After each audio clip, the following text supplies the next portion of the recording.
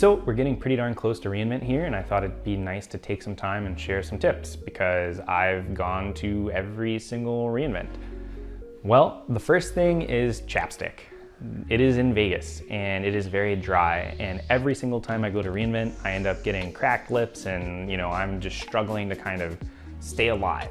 The next is comfortable shoes. The hotels look deceptively close together on a map, but you can spend 30 minutes walking between the two, and then there's walking within the hotels as well. It's pretty busy and there's a lot of kind of circuitous routes that you have to take in order to get from one location to another. The next, hydration. Stay hydrated. Just drink water. Don't over imbibe on the coffee or the alcohol.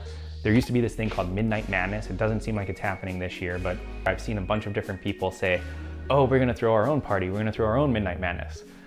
Be careful with that. You don't wanna start the week off on the wrong foot. Just take it easy, be ready to go to the sessions bright and early on Monday.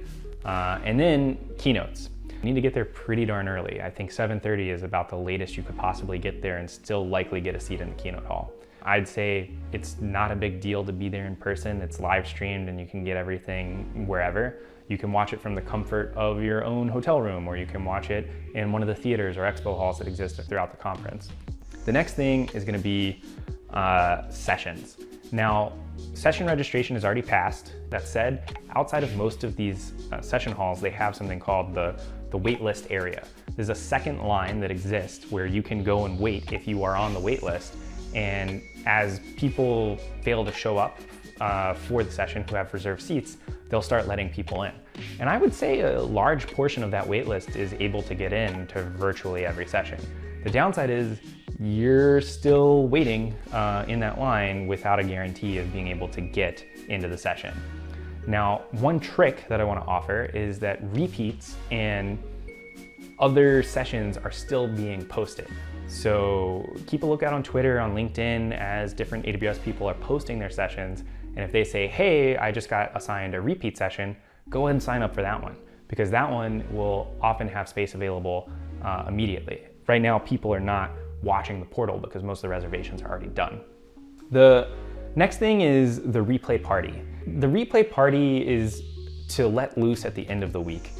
It's not time to work at that party. That party is mainly for relaxing. And to that end, I'd even say don't wear anything that says where you're working or what you're doing. Just go and let loose. And if that party's not your vibe, don't worry, there's plenty of other places to go in Vegas and relax. And then don't try to go to every single session. The most important part of reInvent is actually the hallway track. It's the people you meet. It's the ideas that you generate. You'll often learn more in conversations with your peers. So if you find a like-minded person and you want to take them out for coffee, go for that. It's going to be a lot more valuable than sitting in a session that's going to be recorded anyway. One exception there, chalk talks.